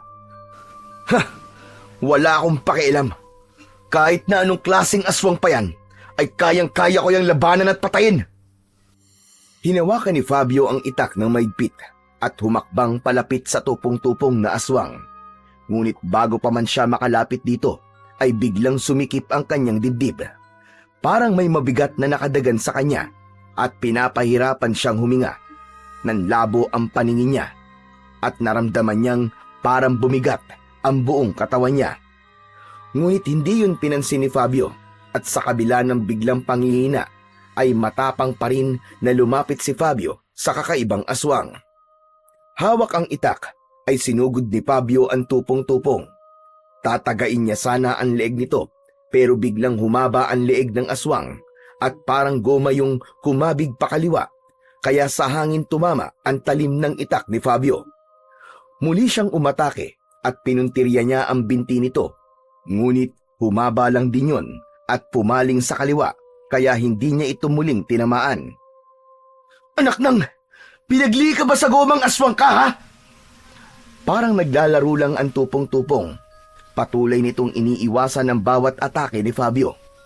Hindi nagtagal ay mas lalong naramdaman ni Fabio ang panghihina ng kanyang katawan. Pakiramdam niya ay bumigat ang kanyang mga paa. Dati-rati ay nagagawa niyang kumilos ng mas mabilis, ngunit ng sandaling yun ay tila ordinaryong tao na lamang siya. Napansin niyang mabilis siyang hinihingal at ang pag-atake niya ay hindi na kasing lakas tulad ng dati. Maya-maya ay ilang kalalakihan ang sumugod sa tupong-tupong upang tumulong kay Fabio. Isa sa mga lalaki ang hinawakan ng tupong-tupong sa muka at nakita ni Fabio ang isang nakapangingilabot na tagpo. Biglang namutla ang lalaking hinawakan ng aswang. Mabilis na natuyo ang katawan nito. Hindi nagtagal ay bumagsak ang walang buhay na katawan ng lalaki sa lupa. Ang itsura nun ay parang isang matandang butot balat. Hinilabutan si Fabio nang mapagtanto niya na may kakayahang manghigop ng lakas ang tupong-tupong. Napaatras si Fabio. Nakita niyang may dalawa pang lalaki na hinawakan ng tupong-tupong sa muka at gaya na nangyari sa unang lalaki ay tuyot na tuyot din na bumagsak ang katawan ng dalawa sa lupa. Sa unang pagkakataon ay nakaramdam ng tunay na takot si Fabio. Napagtanto niya na hindi yon katulad ng ibang laban na kanyang hinarap noon. Huminga siya ng malalim at pilit na pinigilan ang pangangatog ng kanyang mga kamay. Kinumbinsi niya ang kanyang sarili na lumaban, pero natalo na siya ng kanyang takot, kaya walang pagdadalawang isip na tumakbo siya palayo sa tupong-tupong. Mabilis na nagtago si Fabio sa mga nakatambak na lumang gamit sa likod ng kanilang bahay. Nangihina siyang napaupo sa lupa at yumuko. Bakit ganun? Ano nangyayari sa akin? Bakit bigla ako naging mahina? Nakabibingi ang sigaw ng mga tao sa baryo ng sandaling yon. Alam ni Fabio na kailangan niyang harapin ang tupong-tupong, pero alam niya rin na sa kalagayan niya ay hindi siya mananalo sa kalaban. Kaya naman, tinakpan niya ang tenga niya gamit ang mga kamay upang kahit paano ay hindi niya marinig ang kaguluhan na bumabalot sa baryo nila ng gabing yon. Hindi alam ni Fabio kung gaano siya katagal na nakatago sa likod ng kanilang bahay. Nakayuko lang siya roon habang nanginginig pa rin sa labis na takot at pagtataka. Napapitlag siya nang biglang may humawak sa kanyang balikat. Nang umangat ang mukha niya, ay natigilan siya nang makita niya ang kanyang nanay. Nay, yung aswang! Wala na ba siya? Wala na, anak. Ibig sabihin, may nakapatay po sa kanya? Ang ibig kong sabihin ay umalis na. Pero marami siyang napatay. Muling yumuko si Fabio. Paulit-ulit na naglaro sa loob ng utak niya ang mga sigaw ng mga tao kanina. Tumayo ka na dyan. Pumasok na tayo sa bahay natin. Marahan siyang inilalayan ng kanyang ina sa pagtayo at pumasok na sila sa kanilang bahay. Agad siyang binigyan ni Aling Elvira ng isang baso ng tubig na agad naman niyang ininom. Matanong lang kita, anak. Kaya ka ba tumakbo sa laban kanina? Ay dahil wala pang binibigay na pera si Kapitan Manuel? Hindi po, Nay. Ang totoo po niyan umatras po ako. Dahil pakiramdam ko po ay hindi na po ako malakas. Tapos, grabe din po yung takot na nararamdaman ko nang makita ko pong nangihigop po ng lakas yung aswang. Nay, paano po kung nawala na pala ang lakas ko? Hindi maaaring mangyari yan, Fabio. Anak ka ng isang bathala. Hindi basta-basta mawawala ang lakas mo. Pero paano niyo po may papaliwanag yung nangyayari po sa akin ngayon? Baka kailangan mo lang na magpahinga, anak. Tandaan mo, may dugo ka pa ring tao. Normal lang na mapagod ka at normal lang din na makaramdam ka ng takot. Sige na, anak. Magpahinga ka na. Bukas paggising mo, sigurado ko na malakas ka na ulit. Hindi nakaimik si Fabio sa sinabi ng kanyang nanay. May gusto siyang sabihin pero hindi niya alam kung paano ipapaliwanag sa nanay niya ang bumabagabag sa kanya. Makalipas ang ilang sandali ay nagtungo na siya sa kwarto nila at humiga na siya sa papag. Pinikit niya ang kanyang mga mata, ngunit hindi niya magawang makatulog. Maagang nagising si Fabio kinaumagahan. Umasa siya na sa sandaling yon ay bumalik na ang kakaiba niyang lakas. Lumabas siya ng bahay at nagtungo sa likod ng bahay nila. Huminto siya sa tapat ng isang matandang puno. Huminga siya ng malalim. Mariin niyang ikinuyom ang kanyang kamao at buong lakas niyang sinuntok ang katawan ng puno. Aray! Aray ko! Aray! Ang sakit! Napangiwi si Fabio nang makaramdam siya ng labis na sakit sa kanyang kamao. Nasugatan pa siya roon na dati namang hindi nangyayari. Ngunit hindi pa rin siya sumuko. Luminga siya upang maghanap ng isang mabigat na bagay na maaari niyang buhatin. Doon niya nakita ang isang may kalakihang bato. Isa yun sa bagay na dati niyang binubuhat nang walang kahirap-hirap. Lumapit si Fabio sa malaking bato at sinubukan niya yung iangat sa lupa. Pero kahit kaunti ay hindi niya nagawang iangat ang bato, ni hindi nga yun gumalaw. Pero pinilit pa rin niya yung buhatin, pero pinagpawisan na lang siya ay hindi pa rin siya nagtagumpay. Hanggang sa narinig niya ang boses ng kanyang ina sa likuran niya. Fabio, ano bang ginagawa mo riyan? Binitiwan ni Fabio ang bato at marahang lumingon kay Aling Elvira. Hindi agad nakasagot si Fabio sa tanong ng nanay niya. Tinignan niya ang mga kamay niya at naluluwa siyang tumingin kay Aling Elvira. Nay, Hindi pa rin po bumabalik ang lakas ko eh. Hindi kaya nawala na talaga yon at hindi na babalik pa kailanman. Hindi nagsalita si Aling Elvira at ramdam ni Fabio na maging ito ay hindi alam kung bakit nangyari yon sa kanya.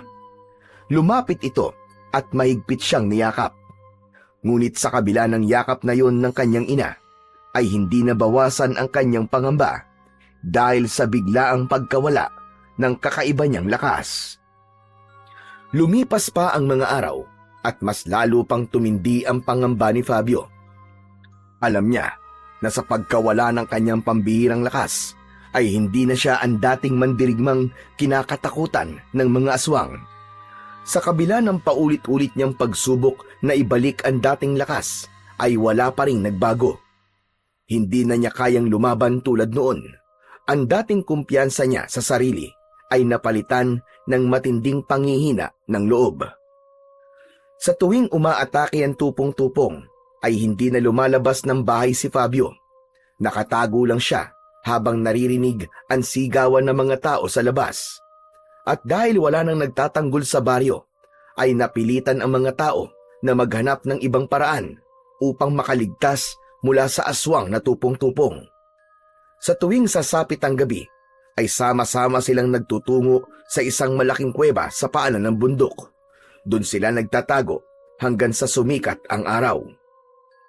Hindi man naririnig ni Fabio ng direkta, ay ramdam niya ang pangungutya ng ilan sa kanya. Dahil isa na lang siyang ordinaryong tao, ay nawala na ang paghanga ng mga tao sa kanya. Isang gabi, gaya ng nakasanayan ng mga tao sa baryo ni na Fabio, ay nagtungo na ang mga ito sa malaking kuweba na malapit sa paanan ng bundok. Bago pa man umatake ang tupong-tupong sa baryo nila. Habang ang lahat ng tao sa kuweba ay natutulog, ay gising na gising pa rin si Fabio. Iniisip pa rin niya ang dahilan ng biglaang pagkawala ng kakaiba niyang lakas. Hanggang sa naisipan niyang lumabas ng kuweba. Tumayo siya mula sa pagkakaupo at sa paglabas niya ng kuweba, ang bulkan ang una niyang nakita. Habang nakatingin si Fabio sa bulkan, ay isang ideya ang pumasok sa isip niya. Kung may makakasagot kung bakit nawala ang lakas ko, yun ay walang iba, kundi ang nagbigay nito sa akin. Hindi na nagdalawang isip pa si Fabio at mabilis siyang naglakad palayo sa kuweba. Pumasok siya sa masukal na kagubatan. Hindi nagtagal ay narating na niya ang paanan ng bulkan. Tumingala siya sa napakataas na bulkan at malakas siyang sumigaw. Adlaw! Kung naririnig mo ako, magpakita ka sa akin! Ako si Fabio! Ako ang anak mo sa isang mortal! Walang nakuwang sagot si Fabio. Ang tanging narinig lang niya ay ang huni ng mga kuliglig at panggabing ibon sa paligid. Ama! Parang awa mo na! Kailangan kitang makausap! Ngunit nanatiling tahimik ang buong paligid.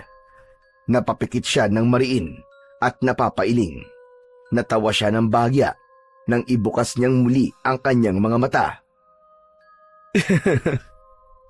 Pambihira.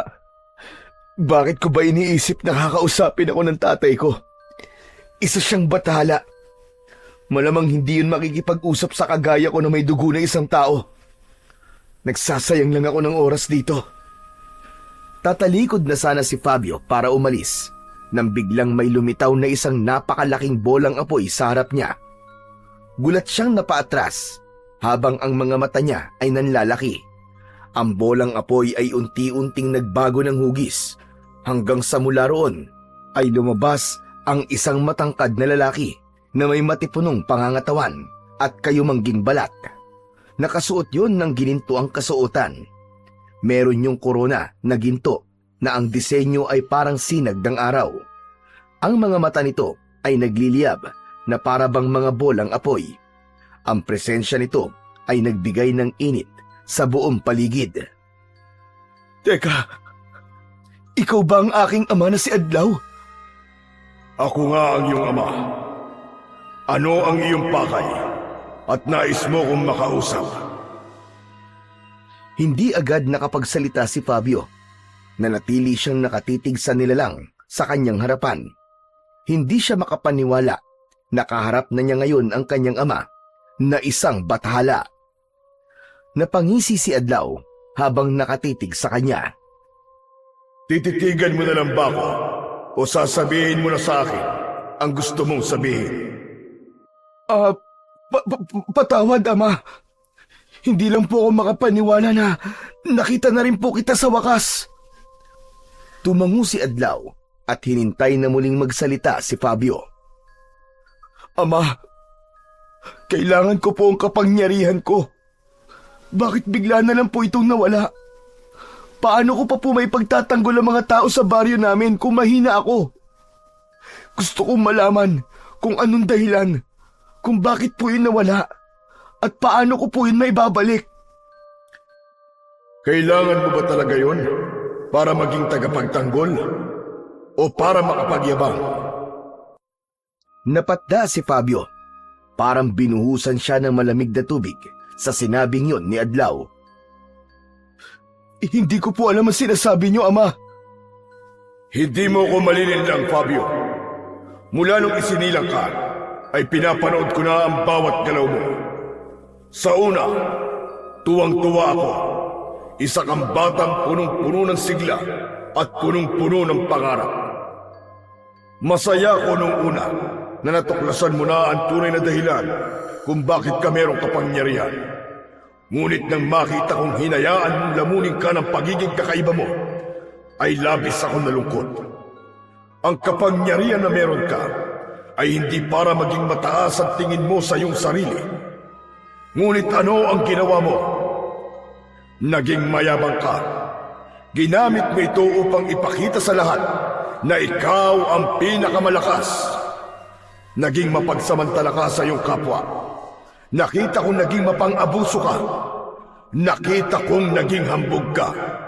At doon ko napagtanto, hindi ka karapat-dapat sa kapangyarihang tulad ng sa isang bathala. Sandaling huminto si Adlaw sa pagsasalita, habang si Fabio naman ay halos hindi na makatingin sa kanyang ama dahil sa labis na pangliliit. Alam niya na lahat ng lumalabas sa bibig ni Adlaw ay pawang katotohanan lamang. Alam kong darating ang araw na kakailanganin ng baryo niyo ang isang tagapagtanggol. Kaya kita nilikha, anak. Ngunit nagkamali ako dahil hindi mo ginamit ng tama ang ibinigay ko sa iyo. Nang marinig ni Fabio ang huling sinabi ng kanyang ama, ay para siyang tinamaan ng matalim na sibat sa dibdib. Hindi niya kayang salungatin ang mga sinabi nito, sapagkat lahat yun ay totoo. Marahan siyang napayuko at pakiramdam niya ay napakasama niya ng sandaling yon. Kasabay ng panginginig ng kanyang katawan ay ang pagpatak ng kanyang mga luha. Ama, patawarin niyo ako. Nakikiusap po ako sa inyo na ibalik niyo ang kapangyarihan ko. Kahit sandali lang. Kapag napatay ko na ang tupong-tupong, kunin niyo na ulit ang kapangyarihan ko. Hayaan niyo pong itama ako ang aking pagkakamali. Gusto ko pong bumawi sa aking kababaryo. Nakikiusap po ako sa inyo, Ama. Huli na ang lahat, Fabio. Ang nabawi ko na ay hindi ko na kailanman may babalik pa. Isang pagkakataon lang ang kaya kong ibigay sa iyo. Ngunit hindi mo yon pinahalagahan. Bakit ba ako nagulat sa iyong inasal at ginawa? May dugong tao ka nga pala. At karamihan sa inyo, kapag nagkaroon ng konting kapangyarihan, ay nagiging mapagmataas at nagiging mapang-abuso. Wala na akong magagawa kundi panoorin ang pagbagsak ng baryo nyo. Sa huling pagkakataon, nagtagpo ang tingin nilang mag-ama at sa isang iglap ay naging bolang apoy muli si Adlaw at tuluyang naglaho sa harapan ni Fabio. Nanghihinang napaluhod si Fabio sa lupa. Itinuon niya ang mga kamay sa lupa habang patuloy siya sa pag-iyak. Hindi na niya alam ng sandaling yun kung paano pa niya magagawang ipagtanggol ang baryo nila. Ngunit alam niya na ang lahat ng nangyayari ay kagagawan niya. Kung ginamit lang sana niya ng tama ang kanyang kapangyarihan, ay hindi yun babawiin ng kanyang ama na isang batahala. Makalipas ang ilang sandali, ay tumayo na si Fabio mula sa pagkakaluhod. Ramdam niya ang bigat sa kanyang dibdib, pero pinilit niyang pakalmahin ang kanyang sarili. Pinunasan niya ang kanyang mga luha at huminga siya ng malalim. Kung hindi lang ako naging mayabang, kung hindi ko lang inabuso ang kapangyarihan ko, sana'y malakas pa rin ako hanggang ngayon. At kaya ko pa rin labanan ng tupong-tupong. Mabagal siyang naglakad pabalik sa kuweba na pinagtataguan ng mga tao. Ngunit nang malapit na siya sa kuweba, ay kinabahan siya nang marinig niya ang sigawan ng mga tao roon. Bumilis ang tibok ng puso niya, at ang unang pumasok sa isipan niya ay nalaman na o natagpuan na ng tupong-tupong kung saan sila nagtatago. Mabilis na tumakbo si Fabio patungo sa kuweba. Habang papalapit siya roon, ay mas lumalakas ang mga sigawan na kanyang naririnig. At sa kanyang pagdating sa harap ng kuweba, ay tumambad na nga sa kanya ang isang nakakakilabot na tagpo. Maraming katawan ang nakahandusay sa lupa. Mga walang buhay, tuyot at waring sinipsip ang lakas at kaluluwa ng mga yon. Ang ilang bangkay ay nakangangapanga na parang sumisigaw ang mga yon hanggang sa kanilang huling hininga. Sa nakita ni Fabio ay nasiguro niyang naroon na nga ang tupong-tupong dahil yun lamang ang may kakayahan na gawin ang ganong kakilakilabot na pagpatay. Sa bukana ng kuweba ay may ilang kalalakihan ang nakapwesto habang hawak ang kani-kanilang mga sandata. Nanginginig pa ang kanilang mga kamay, ngunit hindi nila iniwan ang kanilang pwesto. May ilan sa kanila ang sugatan, ang iba naman ay halos hindi na makatayo ng dahil sa pagod at takot. Mabilis na pumasok si Fabio sa kuweba. Ang loob ay puno ng mga tao na takot na takot. May iba na nagdarasal, ngunit ang unang hinanap ng mga mata niya ay ang kanyang ina na si Aling Elvira. Hanggang sa nakita niya itong nasa isang sulok habang hawak ang rosaryo at nagdadasal. Agad na lumapit si Fabio kay Aling Elvira at mahigpit niya itong niyakap. Fabio anak, saan ka ba nanggaling? Bakit ka biglang nawala? Salamat sa Diyos na at ligtas ka. Fabio, ang tupong-tupong. Nasa labas siya anak. Baka hindi magtagal ay makapasok na siya rito. Kailangan kong lumabas, Nay. Kailangan ko pong labanan ng tupong-tupong. Agad siyang hinawakan ni Aling Elvira sa kamay ng mahigpit at tila ayaw siya nitong pakawalan. Hindi ako papayag anak. Hindi maaari. Wala ka ng kapangyarihan. Paano ka pa makikipaglaban sa tupong-tupong? Baka kumapano ka anak. Nay, wala na po akong pakialam. Kung hindi po ako lalaban, mamamatay pa rin tayo dito. Ano gusto mong gawin ko, Nay? Magtago na lang ako dito habang pinapatay niya ang mga tao sa labas. Mas mabuti pang mamatay akong lumalaban kaysa nagtatago. Lumakas palalo ang sigawan mula sa labas. Napalingon si Fabio sa bungad ng kuweba. Nay, kailangan ko na lumabas. Hindi Fabio, dito ka lang. Makinig ka sa akin anak. Mabilis na kinuha ni Fabio ang itak na palagi nilang dala sa kuweba. Tumayo na siya at tumakbo palabas ng kuweba. Narinig pa niya ang pagsigaw ni Aling Elvira para pigilan siya, pero hindi niya na yun pinakinggan. Ang tanging nasa isip niya lang ng mga sandaling yun ay patunayan na kahit wala siyang kapangyarihan, ay kayang-kaya niya pa rin lumaban. Sa paglabas ni Fabio sa kuweba, ay nakita niya kagad ang tupong-tupong na hawak sa muka ang isang babae. Nanginginig ang katawan ng babae habang hinihigop ng halimaw ang lakas nito. Hindi na nagdalawang isip pa si Fabio at mabilis siyang tumakbo patungo sa tupong-tupong. Pero bago pa siya makalapit dito, ay bigla itong lumingon sa kanya. Itinapon ng tupong-tupong ang babae na parang basurang wala ng silbi. Matapos yun, ay mabilis na sumugod ang tupong-tupong papunta kay Fabio. Napaatras si Fabio nang makita niyang humaba ang braso nito. Mabilis siyang pumulupot sa kanyang katawan na parang isang dambuhalang ahas. Napasinghap si Fabio nang unti-unting humigpit ang pagkakasakal ng braso ng tupong-tupong sa kanyang katawan. Halos hindi na siya makahinga ng sandaling yon. Nang makalapit ng tuluyan ang tupong-tupong, ay lumaki ang bibig nito. Nakita ni Fabio ang matutulis ng mga ngipin na handa na siyang lamunin. Ang baho ng hininga mo! At bago pa siya tuluyang malamon ng tupong-tupong, ay buong lakas niyang itinarak ang itak sa loob ng bibig nito. Isang nakabibing sigaw mula sa halimaw ang pumuno sa paligid.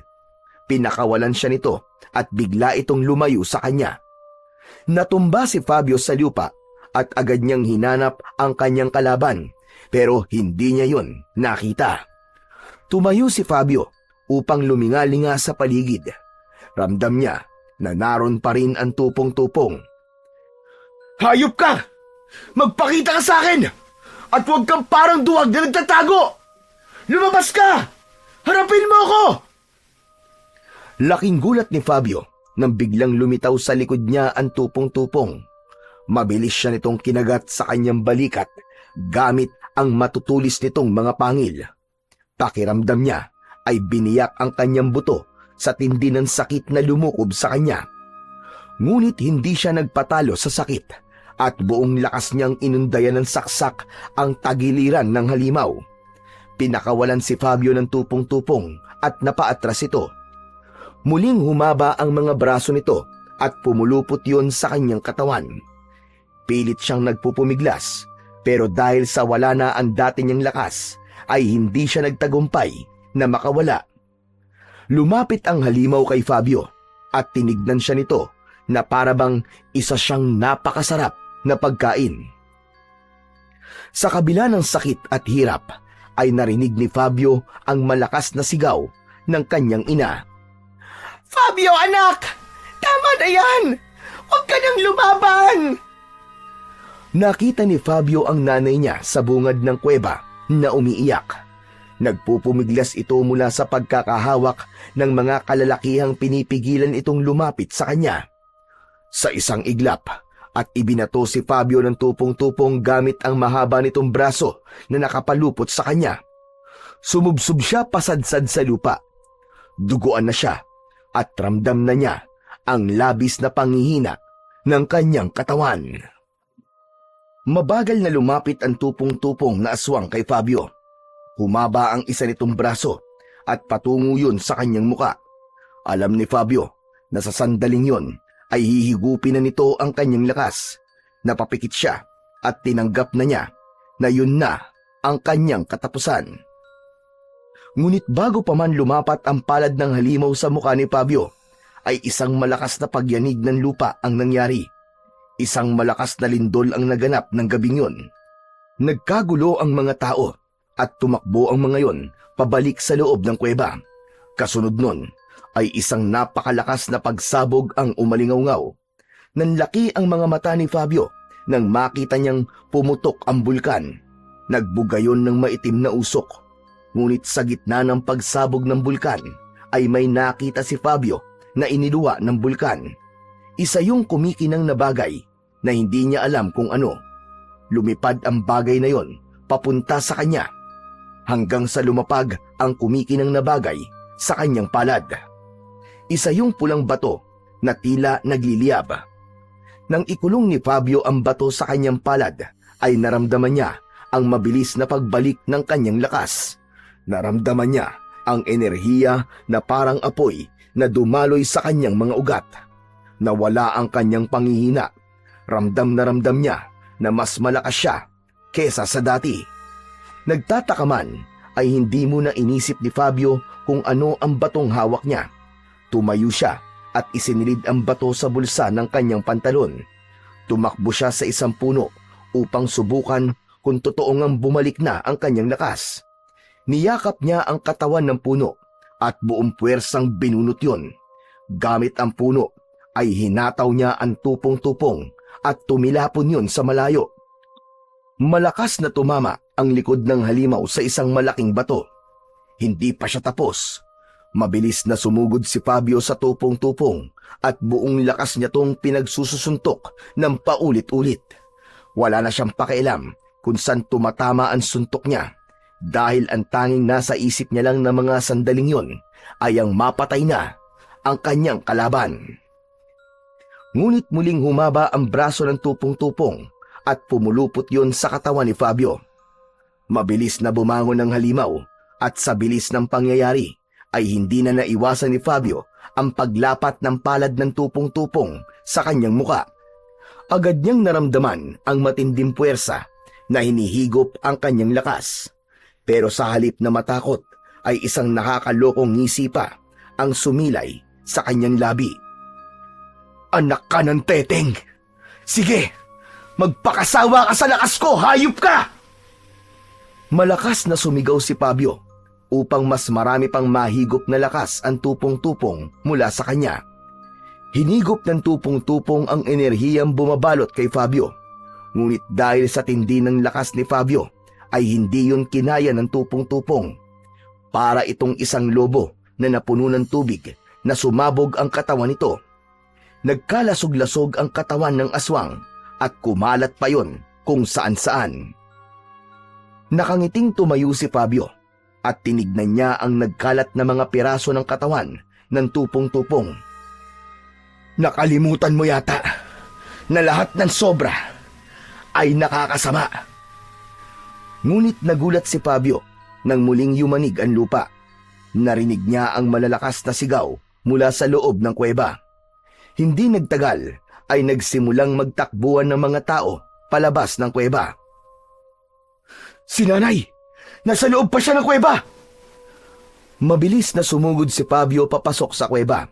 Sa bawat takbang niya ay ramdam niya ang paggalaw ng lupa. Nagbabagsakan na ang mga bato mula sa itaas ng kuweba. Lumabas na kayo! Gumuguho ang kuweba! Bilisan nyo! Labas!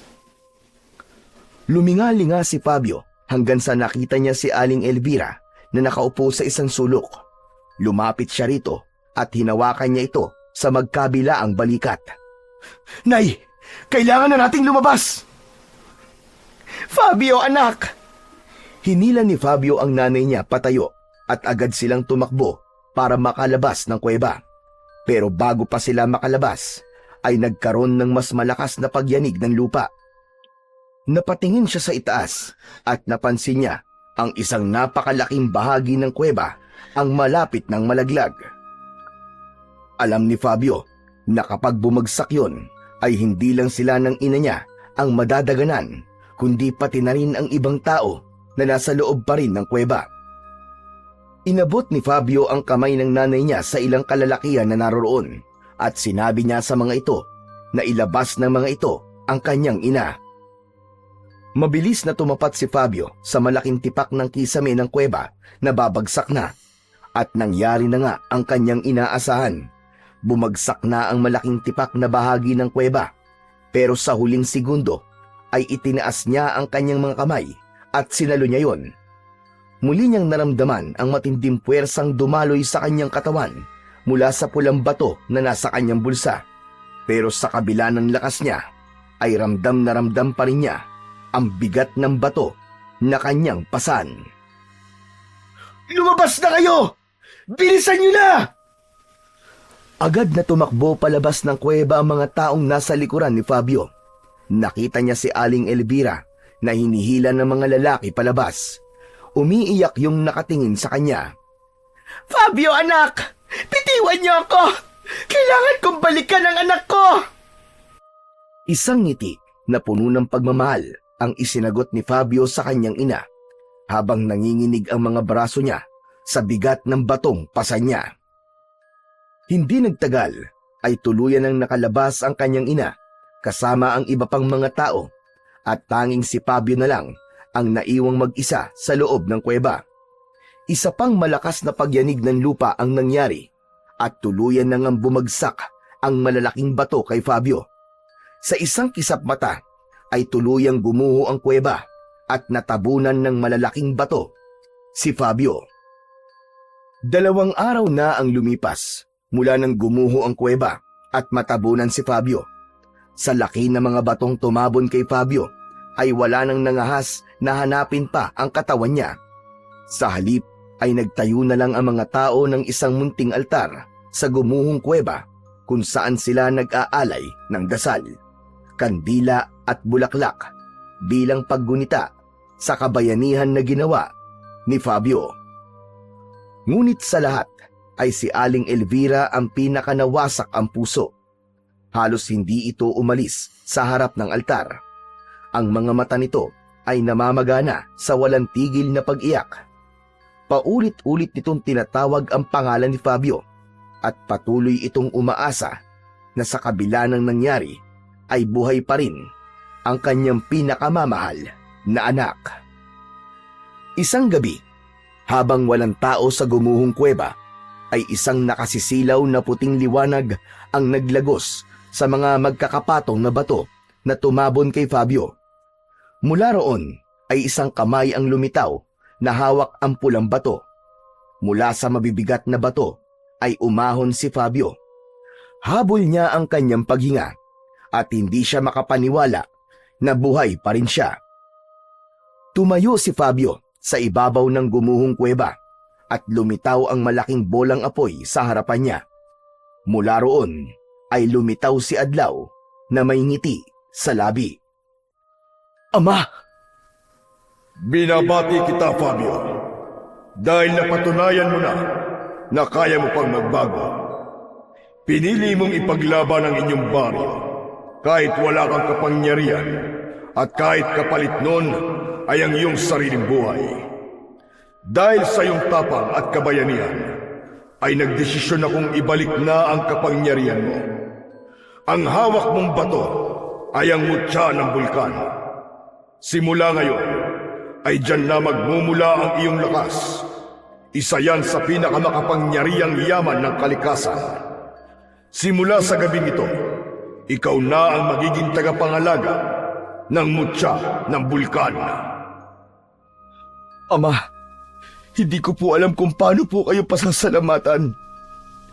Marami akong nagawang pagkakamali at labis ako nabulag ng kapangyarihan at naging mapagmataas ako. Pero hindi ko na po hahayaang maulit yon. Nangangako po ako sa inyo, Ama, na gagamitin ko po ang kapangyarihang ito para sa kabutihan. Ipaglalaban ko po ang aming baryo laban sa lahat ng uri ng kasamaan. Tahimik siyang tinignan ni Adlaw. Maya-maya ay ipinatong nito ang isa nitong kamay sa balikat ni Fabio.